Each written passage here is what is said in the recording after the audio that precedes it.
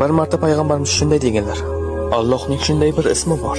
Kim bu ismni duosida ishlatsa, duosi ijobat bo'lmay qolmaydi.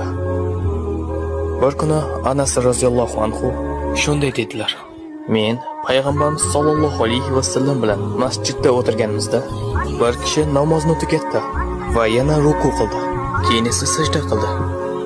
U sajda qilib bo'lgach shunday dedilar: اللهم إني أسألك بأني أشهد أنك أنت الله لا إله إلا أنت الأحد الصمد الذي لم يلد ولم يولد ولم يكن له كفوا أحد.